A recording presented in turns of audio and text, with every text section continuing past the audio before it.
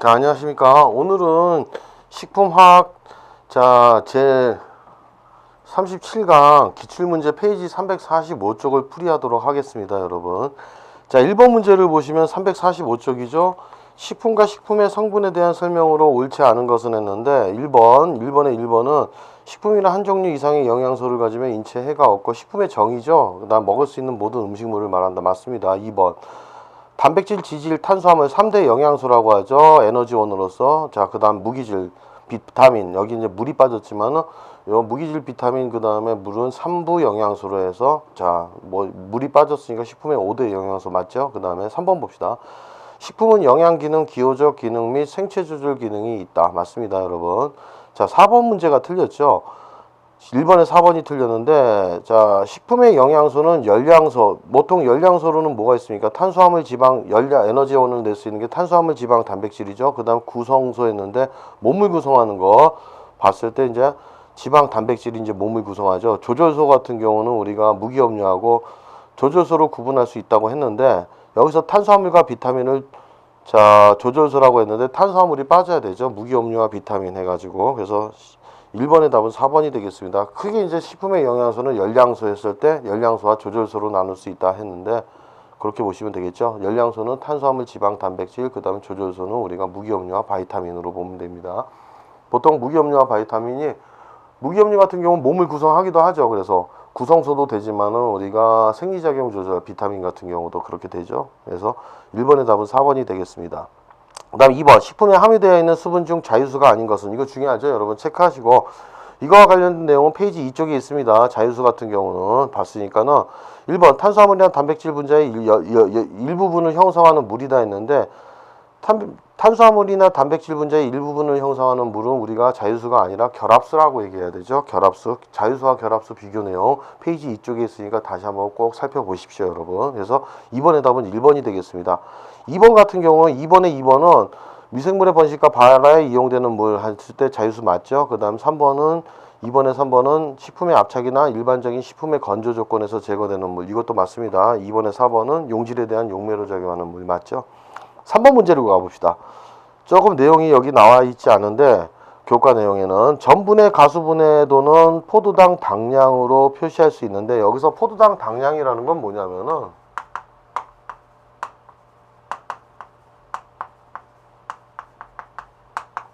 1번 D라고 얘기하죠. 이것은 말 그대로 우리가 고형분, 뭐 식품의 고형분에 포함된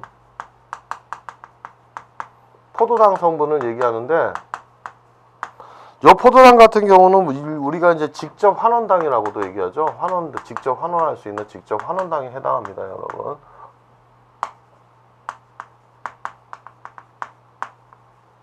다른 물질을 산화시킬 수 있다 해가지고 자 환원시킬 수 있는 거죠. 그래서 곱하기 100 포도당이 산화했을 때 자 이렇게 됐는데 여러분 이렇게 보면 되겠습니다. D 값이 높은 전분 가수분해 당의 물리적 성질에 대한 설명으로 옳지 않은 것은 했는데 단맛이 강한 포도당은 D 값이 100에 가깝습니다, 여러분. 포도당을 기준으로 단맛이 강한 포도당은 D 값이 100에 가깝고 D가 높으면 높을수록 어떻습니까? 단맛이 증가하는 것이죠. 그러니까 우리가 한번 봅시다.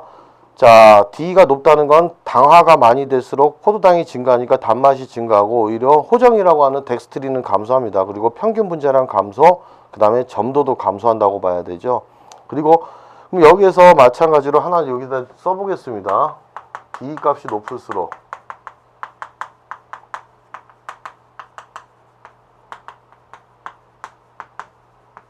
자 포도당 분자에 있는 포도당이 강해지는 것이죠. 그냥 포도당이 생성이 증가하니까 단맛이 강한 포도당 생성이 증가하니까 단맛이 증가한다. 이렇게 보시면 되고 그 다음에 또 우리가 대신에 덱스트린이라는 호정은 감소하죠. 단맛을 덜 내는 덱스트린은 감소한다 보시면 되고 이렇게 포도당이 증가하다 보니까 평균 분자량도 감소합니다, 여러분. 자, 빠져나가는 것이죠. 축합에 의해서 분자량 감소.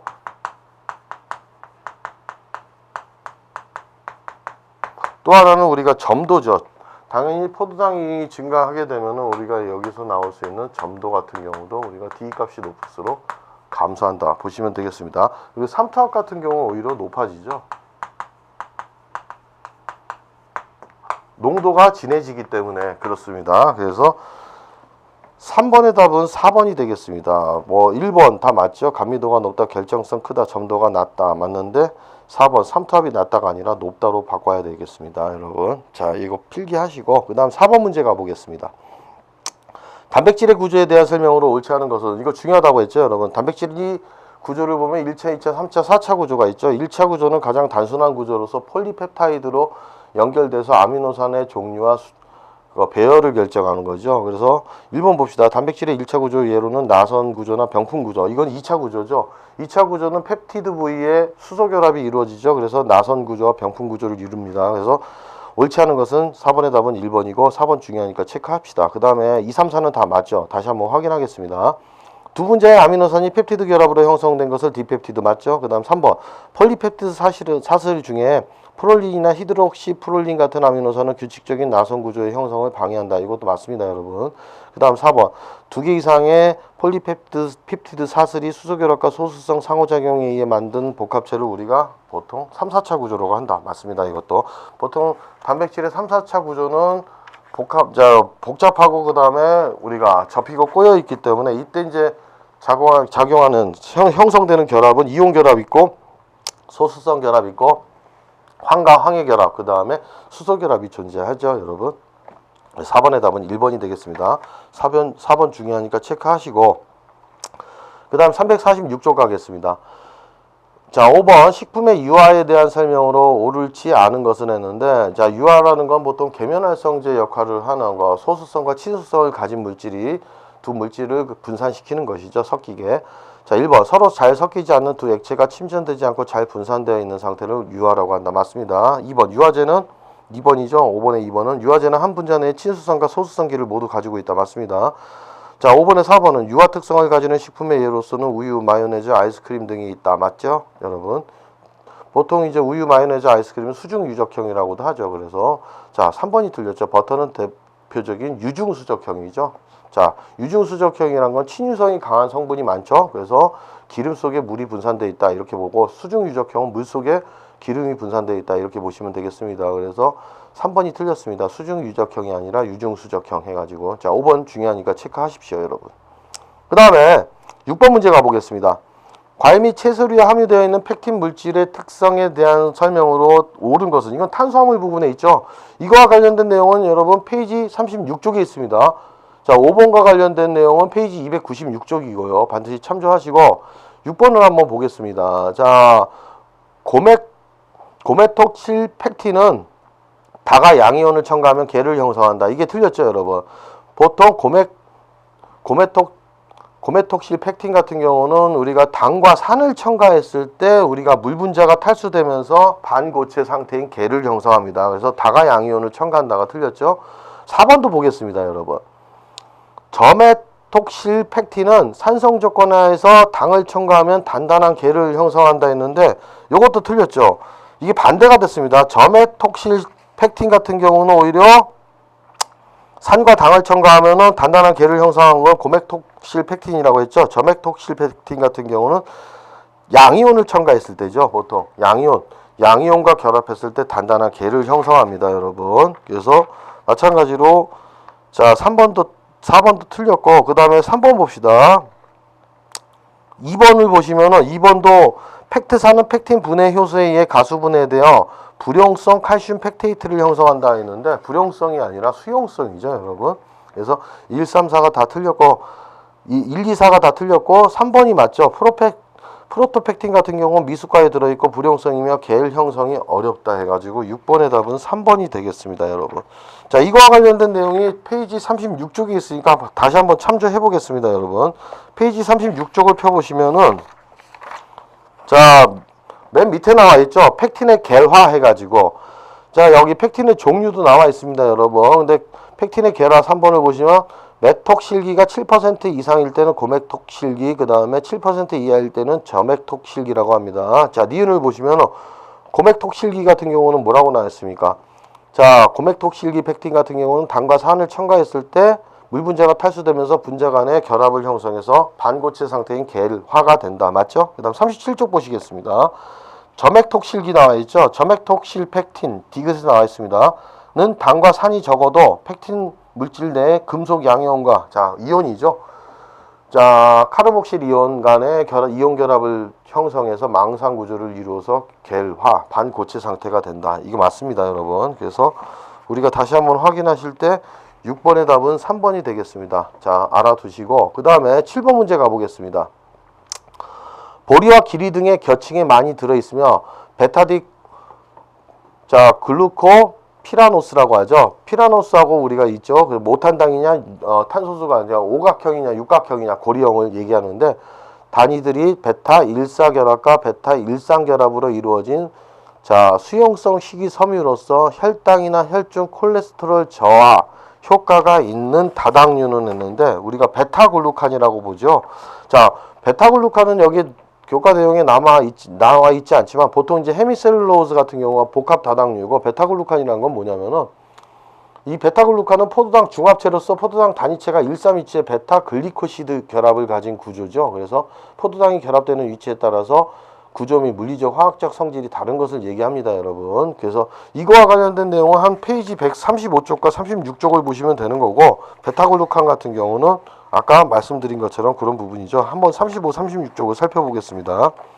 자, 35쪽을 보시면은 복합 다당류가 나와 있죠. 헤미셀룰로즈 같은 경우 있습니다. 그 다음에 36쪽을 보시면은 여기 나와 있죠.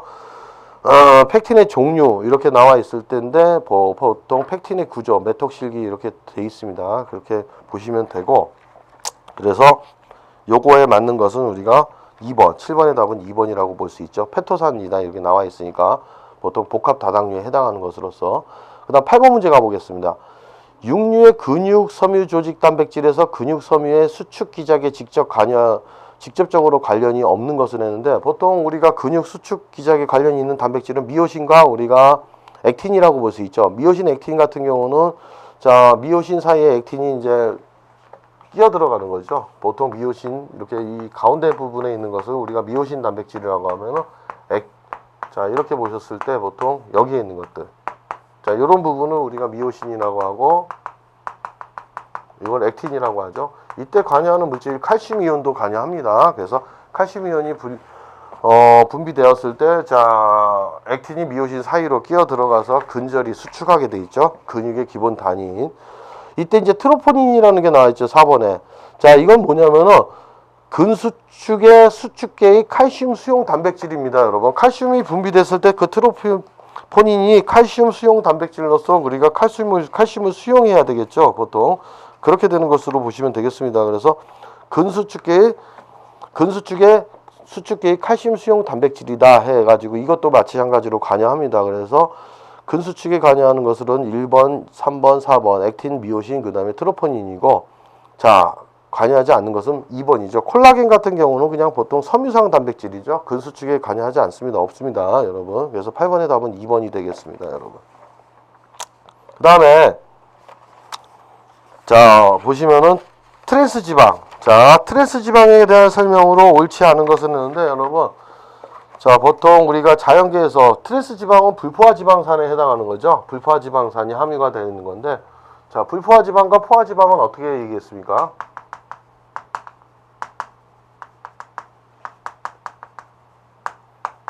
탄소 사이에 이중결합이 존재하죠. 포화지방은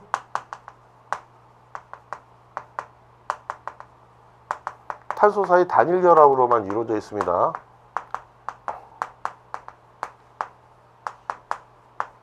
말 그대로 요거의 특징은 이중결합이 존재하기 때문에 첨가반응 자 결합 하나가 약한 결합 하나가 탄소 사이 결합 하나가 끊어지면서 다른 원자나 원자 단위 첨가가 될 수 있죠. 그래서 반응성이 크다. 보통 이렇게 보시면 됩니다, 여러분. 근데 이제 주로 이제 불포화 지방은 시스형 형태로 존재하죠. 보통 비대칭이라고 봅니다. 그래서 직선형이 아니고 꺾인형 구조라고 볼 수 있죠. 자, 자연계에 이제 이런 것들이 자연계에 존재합니다, 여러분.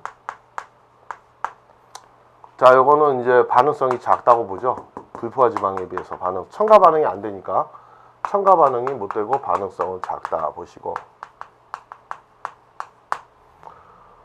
보통 이제 분자 간의 인력, 녹는 점, 끓는 점은 포화지방이 높죠. 왜냐면은 직선형 구조이기 때문에 그렇습니다, 여러분. 근데 이제 보통 불포화지방 유지 같은 경우는 액체 상태로 존재하니까 녹는 점이 낮아서 녹는 점이 낮기 때문에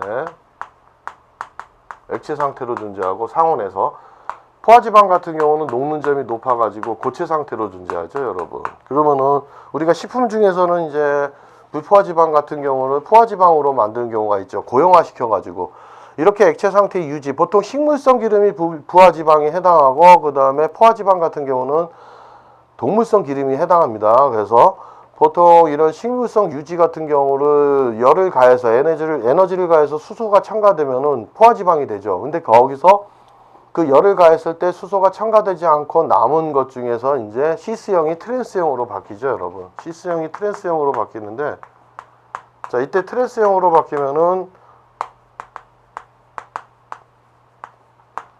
직선형 구조가 되면서 분자 간 인력이 크기 때문에 녹는 점이 높아집니다, 여러분. 보통 마가린 같은 경우가 우리 트랜스 지방이라고 하죠.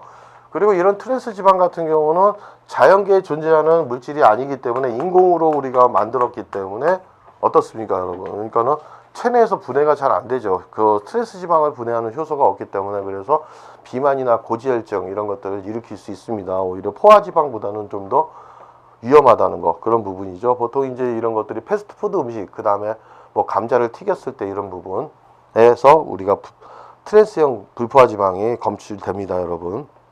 자, 그러면은 여기를 한번 살펴보시면은, 자, 9번이죠. 트랜스 지방에 대한 설명으로 옳지 않은 것은 했는데, 마가린이나 쇼트닝 등 경화유 제조 시 발생할 수 있다. 그쵸? 그래서 시스형 불포화지방을 포화지방으로 만들 때 발생할 수 있죠. 수소가 첨가되지 않고 남은 것은 열 에너지를 가하면은 우리가 직선형의 구조인 트랜스 지방이 된다. 그 다음에 2번 봅시다. 동맥경화나 심혈관 질환과 밀접한 관련이 있다 했는데 맞죠? 그 다음에 유제품과 고기류에는 천연적으로 소량 존재한다 했는데 요거는 자 보통 자연에는 거의 존재하지 않지만 유제품이나 고기류에는 천연적으로 소량 존재할 수 있습니다. 4번이죠. 유지의 산패시 다량 발생한다 했는데 유지의 산패시는 발생하는 거는 우리 카르보닐 생성물이 발생하죠, 여러분. 그래서 유지의 산패시 다량 발생한다가 틀렸습니다. 그래서 9번의 답은 4번이 되겠습니다, 여러분. 자, 그 다음에 347쪽에 10번 문제 가보겠습니다. 아미노산에 대한 설명으로 옳지 않은 것을 했는데 이거와 관련된 내용은 116쪽과 121쪽에 있으니까 반드시 참조하시고 10번 중요하니까 체크하십시오. 그 다음에 1번 봅시다. 아미노산은 pH에 따라 서로 다른 전하를 띠고 맞죠? 그래서 산성 용액에서는 양전하, 그 다음에 알카리성 용액에서는 음전하를 띈다. 중성 용액에서는 양과 음을 다 띱니다, 여러분. 맞습니다. 3번. 어떤 pH에서는 아미노산 중에 양이온과 음이온수가 같아서 분자 전체적으로 중성이 되는데 이때의 pH를 그 아미노산의 등전점 중요하죠, 여러분. 그래서 반드시 페이지 116쪽과 121쪽을 참고하시고 다시 한번 복습을 하십시오, 여러분. 자, 10번의 4번 같은 경우도 아미노산은 수용액에서 양성이온으로 존재하고 용액의 pH에 따라 산 또는 염기로 작용한다. 그렇죠? 우리가 아미노산 같은 경우는 알카리성을 띠는 아미노기하고 산성을 띠는 염기, 카르복시기가 두 개가 다 존재하기 때문에 양쪽성 물질이라고도 얘기하죠, 여러분. 자, 그러면 2번이 틀렸죠. 자, 봅시다. 아미노산은 한 분자 중 염기성을 나타내는, 틀렸죠. 카르복시기 같은 경우가 산성입니다. 그 다음에 산성을 나타내는 아미노기, 이게 틀렸죠. 자, 아미노기는 염기성을 나타내고 그 다음에 카르복시기는 산성을 나타낸다. 바꿉시다, 여러분. 그래서 10번의 답은 2번이 되겠습니다. 그 다음에 11번 문제 가봅시다.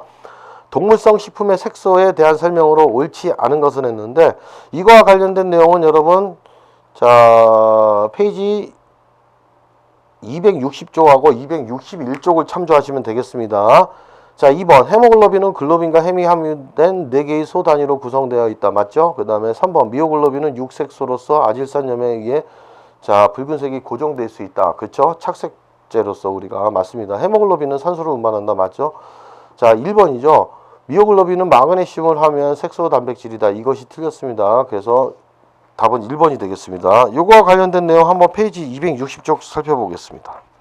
자, 260쪽에 나와 있죠, 여러분. 육조직에 있는 색소 단백질은 자 우리가 미오글로빈이라고 얘기할 수 있고 마그네슘 함유가 아니죠. 그 다음에 혈액 속에 있는 색소 단백질은 헤모글로빈인데 햄을 함유하는 햄 색소에는 우리가 철분, 자, 철분이 들어있습니다. 그래서 철이 들어있죠. 마그네슘이 아니라. 이렇게 알아두시고, 그 다음에 미오글로빈 나와 있는데, 거기를 보시면 3번에 나와 있죠. 중심부에 철분을 가진 포피린은, 포피린이 자, 산소와 결합하여 선명한 짙은 색의 빨간색. 그래서 옥시미오글로빈이 된다는 거. 이렇게 보시면 되겠습니다. 그래서 마그네슘 이온이 아니고 철분 이온이다. 이렇게 바꾸시면 되겠습니다. 자, 다시 이제 347쪽에 12번 문제 가보겠습니다. 겔상식품, 겔이라는 건 반고체상 식품이죠. 수분이 좀 부족한 거. 오히려 액체 속에 고체가 분산되어 있는 건 조리라고 하죠. 유동성이 있는 거고, 겔은 반고체 상태로 유동성이 적은 것을 얘기하죠. 자, 겔상식품에서 조건에 따라 졸과 겔로 바뀌지 않는 비가역적 겔을 형성하는 것. 졸과 겔로 바뀔 수 있는 것. 보통 이제 겔을 가열하게 되면 온도를 높여버리면 졸이 되죠. 졸을 온도를 낮추면 겔이 되는 거. 한천이나 젤라틴, 팩틴은 바로 그렇게 됩니다. 가역적입니다. 졸과 겔을 형성할 수 있지만 전분 같은 경우는 아니죠. 우리가 탄수화물의 다당류로서 답은, 그래서 12번의 답은 4번이 되겠습니다. 여러분. 자, 13번 문제 가봅시다. 여러분. 11번 문제 중요하니까 체크하시고, 13번 문제는 불포화지방산에 해당되는 것을만을 모두 고른 것은 했는데, 여러분, 스테아린산은 포화지방산이죠, 여러분. 그 다음에 올레인산 불포화지방산 맞습니다. 팔미틴산도 우리가 포화지방산입니다. 그래서 가와 다는 탄소 사이에 단일 결합이 존재하는 포화지방산으로 보시면 되겠습니다. 가와 다. 그 다음에 아라키돈산 같은 경우도 불포화지방산 맞죠? 그 다음에 리놀레인산 맞습니다. 그 다음에 4에 있는 DHA도 맞죠? 나머지는 아닙니다. 그래서 불포화지방산에 해당하는 것은 나라마사가 되겠습니다. 여러분, 이거와 관련된 내용은 페이지 78쪽에 있으니까 포화지방산과 불포화지방산 종류 이거 한번 살펴보시면 되겠습니다. 그 정의랑. 자, 그 다음 페이지 348쪽 보겠습니다. 14번 문제를 보시면은 지방을 다량 함유하는 식품의 품질에 중요한 영향을 미치는 지방의 자동 산화에 대한 설명으로 옳지 않은 것은 했는데, 자, 이거 중요하죠, 여러분. 지방의 자동 산화 14번 체크합시다, 여러분. 이거와 관련된 내용은 페이지 86쪽, 87쪽, 88쪽에 있으니까 반드시 참조를 하시고, 그 다음에 2번, 14번에 2번 봅시다. 유지의 자동 산화를 촉진하는 요인으로서는 광선, 산소, 온도, 금속, 이온 등이 있다. 맞습니다. 그거에 자동 산화 촉진 요소가 되죠. 그 다음에 3번 봅시다. 적당량의 수분은 우리가 유지의 자동 산화를 억제한다 했는데, 적당량의 수분 했을 때 수분 활성도가 보통 3.0. 자, 이집에서는 어떻습니까? 유지의 자동 산화가 억제되죠. 왜 그러냐면 단일 물분자막이 자, 지질의 표면을 덮고 있기 때문에 지질과 공기 중의 산소 접촉을 방해하죠. 그래서 산화가 억제됩니다, 여러분. 맞습니다. 4번, 자동 산화를 통해서 생성되는 물질은 주로 알데히드, 알코올 및 케톤유이다. 맞죠? 자, 1번 봅시다. 유지의 자동 산화는 라이페이스의 작용, 효소에 의해 시작된다. 효소 분해가 아닙니다, 여러분. 그래서 14번의 답은 1번이 되겠습니다. 14번 중요하니까 체크하시고, 이거와 관련된 개념을 다시 복습하시려면 86, 87, 88쪽을 읽어보시면 되겠습니다, 여러분. 15번 문제 가보겠습니다. 전분질 식품의 품질을 떨어뜨리는 전분의 노화. 보통 호화가 알파하고 노화는 베타화를 얘기하는 거죠. 노화에 영향을 미치는 요인에 대한 설명으로 옳은 것은 했는데, 이거와 관련된 내용은 여러분 페이지 62쪽과 63쪽에 있습니다. 반드시 살펴보시고, 이것도 중요하니까 체크하십시오, 여러분. 1번, 15번에 1번 보시면은 수분 함량을 30% 이하로 낮추면 노화가 촉진된다. 맞습니다. 그 다음에 2번, 영하 20도씨, 틀렸죠? 이게 틀렸습니다, 여러분. 60도씨 전후죠, 노화가 촉진되는 거는. 2번도 틀렸죠? 영하 20도씨 이하에서는 노화가 잘 일어난다. 틀렸고, 그 다음에 4번, 유화제를 사용하면 빵류나 과자류의 노화를 억제시키죠. 촉진한다가 아닙니다. 맞는 것은 우리가 3번이죠. 설탕 등 용지를 첨가하면 노화가 지연될 수 있죠. 자, 이게 중요하니까 이거와 관련된 내용에서 62쪽과 63쪽을 한번 살펴보겠습니다. 자, 62쪽을 보시면 여기 나와 있죠. 노화의 정의가 먼저 나와 있습니다. 자, 알파 전분을 실온에서 장시간 방치할 때 점차 굳어져서 베타화가 된다. 이때 노화된 전분은 효소작용을 받기가 어렵기 때문에 4번에 나와 있죠. 소화가 반드시 어렵다. 이거 중요하니까 체크하십시오, 여러분. 그 다음에 그 밑으로 내려가시면은 노화에 영향을 미치는 요인 나와 있죠. 보통 전분의 종류가 나와 있는데 곡류 전분은 노화가 잘 된다. 그렇죠? 아밀로펙틴이 많이 함유되어 있기 때문입니다. 오히려 뿌리 전분, 고구마 감자는 노화가 잘 되지 않는 것이죠, 여러분. 그리고 여기 나와 있죠. 그 다음에 아밀로스하고 아밀로펙틴의 함량인데 아밀로펙틴은 가지가 많아서 입체장애를 받아서 노화 속도가 느리다. 그래서 아밀로펙틴 같은 경우는 자 노화 속도가 느리다는 거 요거 체크하셔야 됩니다. 그렇게 보시고 그 다음에 밑으로 내려가시면 온도 나와 있죠. 60도씨 이상에서는 노화가 거의 일어나지 않는다. 이렇게 알아두시고 그 다음에 영상 2도씨에서 5도씨는 냉장고 온도에서 가장 잘 일어난다 나왔죠. 자, 수분이 탈수되기 때문이죠. 63쪽 봅시다. 수분 함량은 보통 30에서 60%, pH 나와 있으니까 이런 거 보시고 그 다음에 3번에 노화를 억제하는 방법 나와 있으니까 살펴보시면 됩니다, 여러분. 그래서 지금 보셨을 때 15번의 답은 3번이 되겠습니다, 여러분. 자, 그 다음에 16번 문제 가봅시다. 단백질 식품의 처리 공정 중 발생하는 단백질의 변성에 대한 설명으로 옳지 않은 것은 자, 단백질 변성 요것도 한번 체크하시고 페이지 132쪽과 관련된 내용은 페이지 132쪽에 있죠. 자, 옳지 않은 것은 찾았을 때 1번은 맞죠. 알코올에 대한 단백질의 침전은 우유의 신선도 판정에 이용한다. 알코올에 의한 시험법입니다. 단백질이 침전됐을 때 우유의 신선도가 떨어진다. 이렇게 보셔야 되겠죠. 침전이 안 됐을 때가 오히려 신선도가 높은 걸로 보시면 되겠습니다. 3번 동결시 단백질의 변성을 최소화하기 위해서는 급속 동결법이 효과적이다. 맞죠? 그 다음에 4번 남백을 달걀의 흰자죠. 남백을 세게 저을 때 형성되는 거품은 계면장력에 의한 변성 때문이다. 맞습니다. 자, 2번이 틀렸죠. 자, 치즈는 젖산균이 틀렸습니다. 젖산균에 의한 우유 단백질의 변성을 이용하여 제도된다 했는데 이것이 틀렸죠. 그래서 16번의 답은 2번이 되겠습니다, 여러분. 17번 문제 가보겠습니다. 다음에 식품 이거와 관련된 내용 132쪽에 있으니까 살펴보시면 됩니다. 16번은 17번 문제를 보시면은 다음에 이것이 중요하죠, 여러분. 체크합시다. 다음에 비효소적 갈변 중 하나인 아미노카르보닐 반응, 이걸 메일라드 반응이라고 하죠. 보통 당과 단백질이 함유된 식품입니다. 거기서 우리가 갈변 현상이 일어나죠. 자, 대한 설명으로 옳은 것은 했는데 이거와 관련된 내용은 페이지 280쪽에 있습니다. 1번 아마도리 전이는 반응의 최종 단계가 아니라 초기 단계에 일어나죠. 그 메일라드 반응의 초기 단계. 그 다음에 중기 단계는 이제 중간 단계에는 우리가 환원형 물질이 생성되고, 자, 여기 2번에 나와 있죠. 반응 중간 단계에서는 많은 환원당 물질이 아니라 우리가 환원성 물질이라고 봐야 됩니다. 환원성, 자신은 산화되고 대신 다른 물질을 환원시켜주는 물질을 얘기하죠. 그래서 환원성 물질이 생성된다. 그 다음에 4번 식품의 pH가 낮을수록이 아니라 높을수록이죠. 반응 속도가 빠르다. 그래서 자, 옳은 것은 몇 번입니까? 3번이죠. 멜라노이드 색소와 향기 성분이 생성된다. 우리가 흑갈색이 되면서 멜라노이드인 색소가 형성이 됩니다. 중요하니까 17번 문제 체크하시고 이거와 관련된 내용 280쪽을 한번 살펴보겠습니다.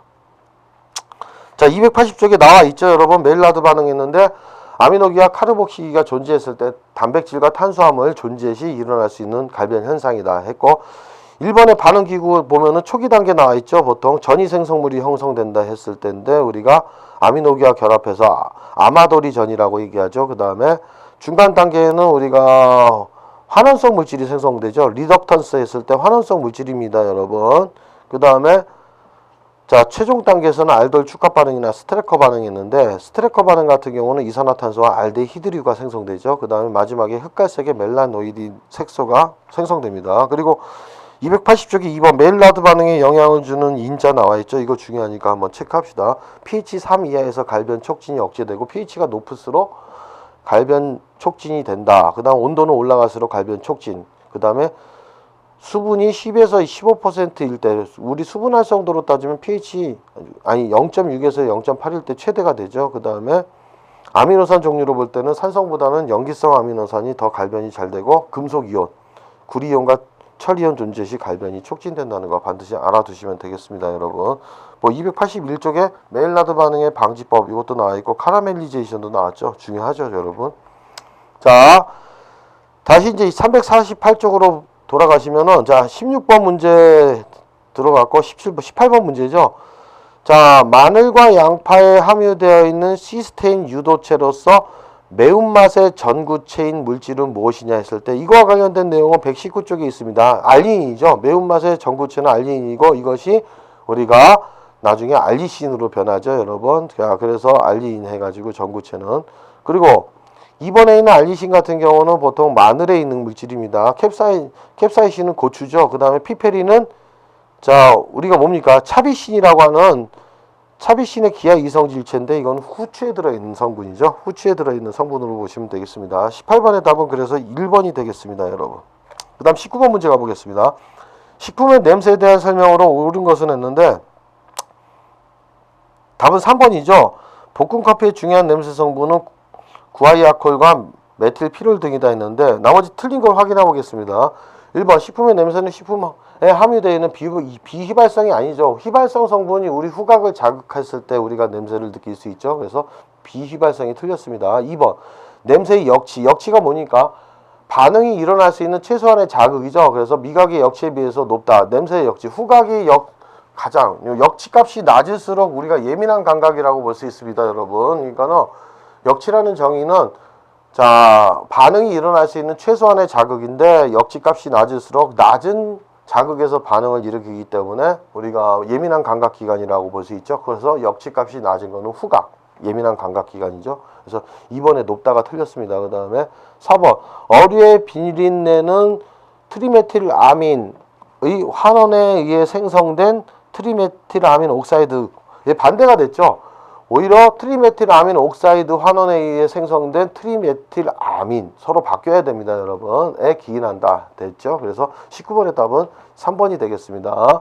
자, 그 다음에 20번 문제를 보시면 클로로필은 엽록소죠. 클로로필에 대한 설명으로 옳지 않은 것은 했는데 이거와 관련된 내용은 페이지 253쪽에 있습니다, 여러분. 자, 1번 식물의 엽록체에 분포하고 흔히 카로티노이드계 색소와 공존한다. 보조색소라고 하죠. 공존하죠. 식물에서. 그 다음에 2번 산과 함께 가열하면 녹갈색으로 변색된다. 맞습니다. 온도에 약하죠. 불안정합니다, 여러분. 3번 아연과 함께 가열하면 녹색이 잘 유지된다. 맞죠? 그 다음에 4번이죠. 클로로필레이스 효소죠. 에 의해서 가수분해되어 페오피틴을 형성하는 게 아니죠, 여러분. 클로로필라이드 해가지고 오히려 페오피틴 같은 경우는 우리 산에 의해서 산성에 의해서 변화가 되는 겁니다. 페오피틴은 어떨 때 클로로필을 산을 첨가했을 때 자 적색으로 변화되는 것이고 지금 가수분해되었을 때는 효소에 의해서 가수분해되었을 때는 클로로필라이드 해가지고 청록색으로 변색이 되죠, 여러분. 그래서 20번의 답은 4번이 되겠습니다. 20번 체크하시고 페이지 이거는 관련된 내용은 253쪽을 반드시 보시면 됩니다, 여러분. 시간상 뭐 253쪽 살펴보지 않고 넘어가겠습니다. 자, 350쪽 보시면은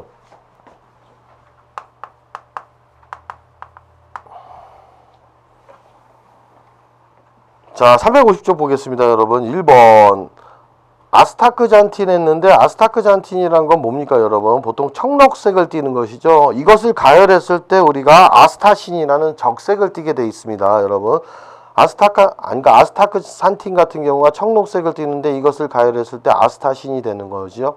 그래서 이런 색소를 가장 많이 함유하고 있는 것은 자, 페이지 262쪽에 있습니다. 각각류로서 우리 새우에 해당하죠. 보통 각각류 새우나 우리가 게 같은 경우는 아스타크산틴으로 해서 청록색을 띠다가 가열을 했을 때 어떻게 됩니까? 붉은색을 띠는 자 적색을 띠는 아스타신으로 변하는 것이죠, 여러분. 그래서 1번의 답은 1번이 되겠습니다. 그 다음에 2번 콜로이드 식품의 물성에 나와 있죠. 입자가 가지는 성질이 아닌 것을 했는데 콜로이드 입자는 비교적 크기 때문에 반투막을 통과하지 못하는 반투성이 있습니다. 그 다음에 흡착 보통 입자가 크다 보니까 양이온, 음이온이 그 표면에 붙을 수 있죠. 그 다음 브라운 운동 했죠. 그 다음에 작은 분산매들이 콜로이드 입자에 부딪히다 보니까 불규칙적인 운동을 하죠, 여러분. 자, 1, 2, 3이 맞고 3탑이 틀렸죠. 그래서 성질이 아닌 건 4번입니다, 여러분. 그 다음에 3번 문제를 가시면 바이타민 A 효과가 없는 카로티노이드는 했는데 보통 바이타민 A 효과가 없는 카로티노이드 했는데 이거와 관련된 내용은 페이지 256쪽에 있습니다. 거기서 살펴보시면 되는 것이고 자 라이코펜과 루테인 제아잔틴이 바이타민 효과가 없는 카로티노이드계 색소죠. 그래서 다시 한 번만 하시자면은 라이코펜 그 다음 루테인 제아잔틴입니다. 그래서 3번의 답은 4번이죠. 오히려 1번, 2번, 3번 같은 경우 크립토잔틴이다 알파카로틴, 베타카로틴 같은 경우는 바이타민 A 효과 있습니다. 전구체라고 보죠. 알파카로틴이다 베타카로틴, 크립토잔틴 같은 경우는 바이타민 A의 전구체이다. 이거와 관련된 내용 페이지 256쪽에 있으니까 살펴보시고 시간상 256쪽은 다시 안 보겠습니다, 여러분. 4번 문제 가보겠습니다. 식용 유지의 자동 산화 중 나타나는 변화가 아닌 것은 했는데 여러분 이거 중요하니까 체크하십시오. 보통 페이지 이거와 관련된 내용은 87쪽과 84쪽에 있습니다. 자동 산화 중 나타나는 변화 아닌 것을 했는데 1번 가산화물가가 증가한다. 맞죠? 자, 증가하다 나중에는 줄어들지만은 가산화물가가 증가한다. 맞습니다. 그 다음에 공익형 하면은 자, 탄소 사이 이중결합과 단일결합이 교대로 존재하는 것이죠. 이중결합을 가진 화합물이 증가한다. 그렇죠? 이것들이 자동 산화가 더 잘 일어납니다. 그 다음 4번 산가가 증가한다. 맞죠? 자, 3번 요오드가가 증가한다가 아니라 요오드가는 감소하죠. 요오드가나 산가나 중요하니까 반드시 페이지 84쪽과 87쪽을 참고하시고 복습을 하십시오, 여러분. 그래서 4번의 답은 3번이 되겠습니다. 자, 5번 문제 가보겠습니다. 가공식품의 효소에 의한 갈변 현상을 억제하는 방법 중 가장 실제적이고 효과적인 것은 효소의 활성화를 파괴시키면 되죠. 효소를 불활성화시킨다. 그건 뭡니까? 불활성화를 시키는 방법은 블런칭이죠. 자, 물에 이제 끓는 물에다가 보통 60도씨 물에 데치는 거. 그러니까 시금치나 이런 것들을 데치는 방법도 효소를 불활성화시키는 요인 맞습니다. 그래서 자, 2번이죠. 가공 전의 가열에 의한 효소의 불활성화. 요거. 나머지 1, 3, 4도 맞지만은 가장 효과적인 것은 2번이라고 볼 수 있습니다, 여러분. 자, 그다음에 5번에 4번 같은 경우도 아스코르빈산이 바이타민 C죠. 그래서 우리 산화 방지를 하죠. 그래서 환원제 역할. 자신은 산화되고 대신 다른 물질을 환원시켜주니까 환원제 역할을 하는 거. 그래서 5번 중요하니까 체크하시고 이거와 관련된 내용은 페이지 279쪽과 280쪽에 있습니다, 여러분. 반드시 살펴보시면 되고 자, 5번 체크하십시오. 그 다음에 351쪽 가겠습니다. 6번 결합수에 대한 설명이 아닌 것은 이것도 중요하죠. 페이지 2쪽에 있습니다. 관련된 내용은. 자, 1, 2, 3이 전부 결합수에 관련된 내용이죠. 용질에 대해서 용매로 작용하지 않는 거 결합수죠. 수증기압이 자유수보다 낮다. 증발을 자유수보다는 적게 하죠, 여러분. 그 다음에 증발 휘발성이 그러니까 쉽게 증발하지 않기 때문에 수증기압이 낮습니다. 그 다음에 3번 0도씨에서는 얼지 않는다. 맞죠? 우리가 식품하고 우리가 결합해 있기 때문에 4번 4도씨에서 밀도가 가장 크다고 했는데 4도씨에서 밀도가 가장 큰 건 자유수입니다. 결합수는 안 그렇죠? 자, 그래서 6번의 답은 4번이 되겠고 그 다음에 7번 문제 가보겠습니다. 소수성 아미노산인 L-루신이라고 했죠. 이 루신은 아미노산 중에 어떤 맛을 냅니까? 쓴맛이죠. 쓴맛이라고 씁시다, 여러분. 류신은 우리가 쓴맛을 나타낸다. 이거와 관련된 내용은 페이지 224쪽에 있습니다. 이런 쓴맛과 관련된 거는 답은 몇 번입니까? 4번이죠. 카페인의 쓴맛이죠. 자, 1번 단맛, 2번 짠맛, 3번 신맛 아닙니다, 여러분. 그래서 7번과 관련된 내용은 페이지 224쪽에 있으니까 살펴보시면 되겠습니다, 여러분. 8번 문제 가봅시다. 결핵 환자들의 경우 결핵균이 활동하지 못하도록 그 균을 석회화시킨다. 이렇게 석회화시키려면은 칼슘 이온을 많이 흡수할 수 있어야 되겠죠. 그래서 이런 석회화시키는 이런 경우 유용할 것으로 예상되는 비타민을 했는데 바이타민 D 같은 경우 지용성 바이타민 D가 바로 칼슘 이온과 인의 흡수를 촉진하죠. 칼슘과 인의 흡수를 촉진해서 오히려 균을 석회화시킬 수 있다고 보셔야 되겠습니다. 그래서 8번의 답은 2번이 되겠고 이 8번 문제와 관련된 내용은 페이지 168쪽하고 178쪽에 있습니다, 여러분. 그 다음에 9번 봅시다. 갈라트로닉산으로 구성된 다당류 했을 때 패티게이시드죠. 자, 이건 페이지 36쪽과 관련되니까 페이지 36쪽에 있죠. 자, 9번은 체크합시다. 중요하니까. 10번 문제 가보겠습니다. 유화제 분자내의 친수기와 소수기의 균형을 나타내는 것은 했는데 요거 체크합시다, 여러분. 이거 페이지 296쪽에 있죠, 여러분. 이래가지고 HLB 값이 높을 때 낮을 때 수중 유적형, 유중 수적형으로 나눠지죠, 여러분. 이게 HBL이 아니고 HLB입니다. 그래서 10번의 답은 1번으로 보시고 HBL이 아니다 HLB로 바꿉시다. 그래서 10번의 답은 1번이고 중요하니까 한번 296쪽을 살펴보겠습니다.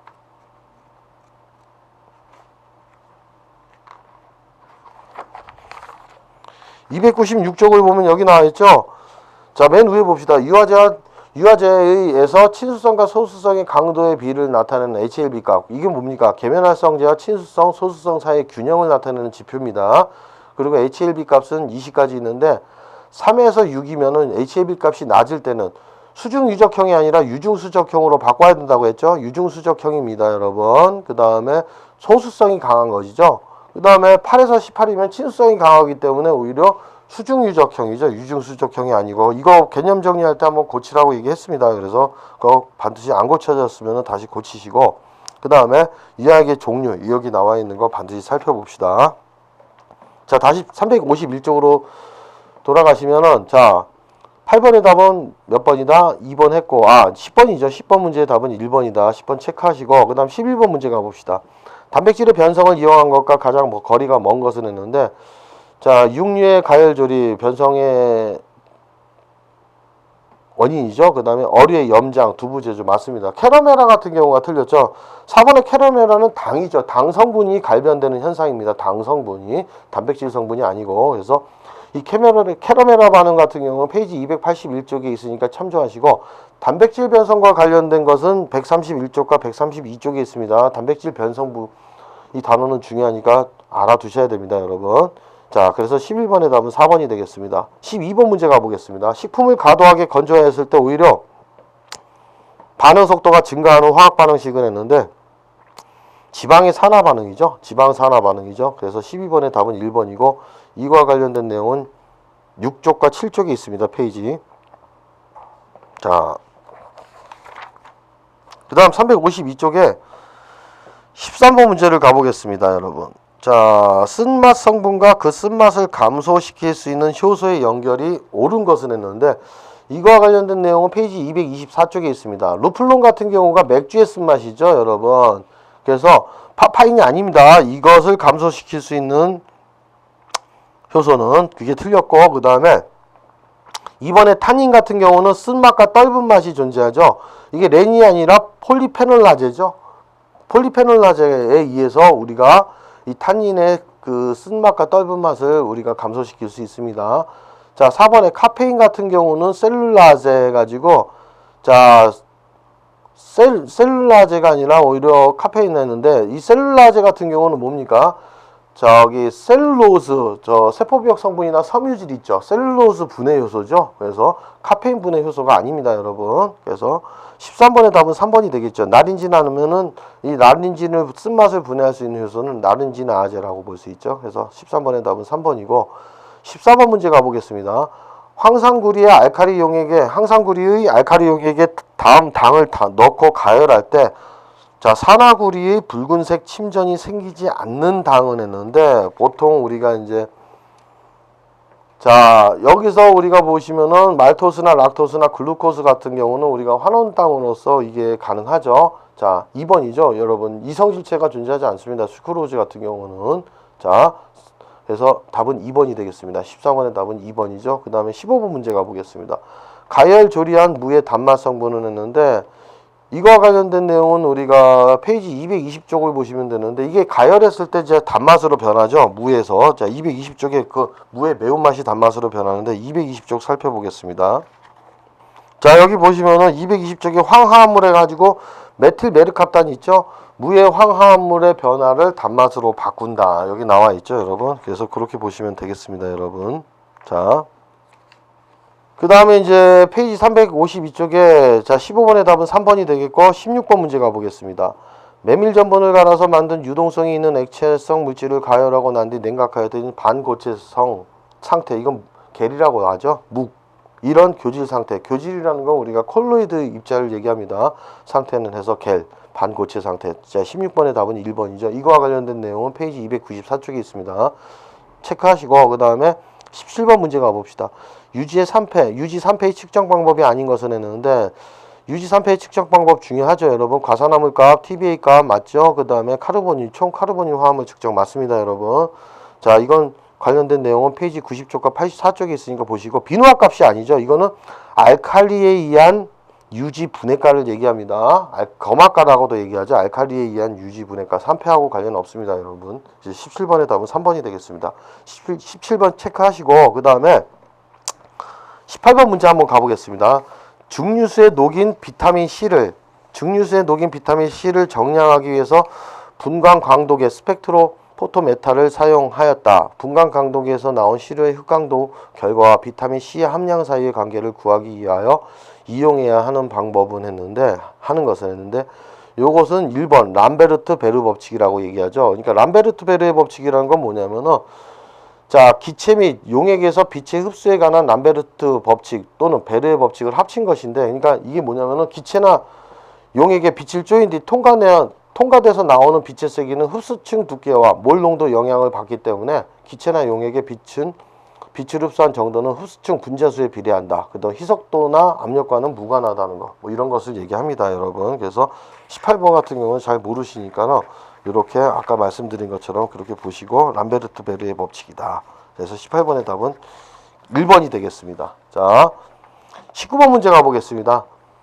단백질의 계일 강도에 영향을 미치는 요소 중 그 정도가 가장 작은 것은 했는데 이거와 관련된 내용은 페이지 294쪽에 있죠. 페이지 294쪽을 살펴보시면 되고, 자, 영향을 미치는 요소 중 강도가 가장 작은 것 했는데 2번 같은 경우는 단백질 그물망 구조에서 가교 결합수, 이거는 저 콜로이드 입자의 결합수 해가지고 계일 강도에 영향을 미치는 것 요소와 관련이 있죠, 여러분. 단백질 분자랑 관련이 있습니다. 4번 단백질의 3차 구조 표면의 카르복시 기수와 염의 농도, 이것들도 이온 결합 할 때 되죠, 여러분.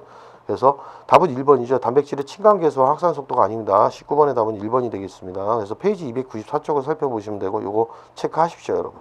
그 다음 20번 문제 가보겠습니다. 식품의 분산계, 콜로이드 입자 분산계에 대한 설명 중 틀린 것을 했는데 1번 분산질이 기체이고 분산매가 액체인 식품 상태를 거품이라고 한다. 맞죠? 그 다음 2번 분산질이 액체이고 분산매가 액체이면서 서로 섞이지 않는 식품의 상태를 유화라고 한다. 이것도 맞습니다. 3번 분산질이 고체이고 분산매가 기체인 식품 상태를 에어로졸, 그쵸? 거품, 에어로졸 맞죠? 그 다음에 4번이죠. 분산질이 액체이고 분산매가 고체인 식품 상태를 서스펜션. 서스펜션은 뭡니까? 분산질이 고체이고 분산매가 액체인 것이죠. 이게 유동성이 있으면 우리는 조릴 상태라고도 얘기하죠. 20번 중요하니까 체크하시고 20번에 답은 4번이 되겠습니다. 자, 이렇게 해서 제 37강까지 마쳤고, 자, 다음 이 시간에는 자 354쪽에 있는 38강 문제를 들어가도록 하겠습니다.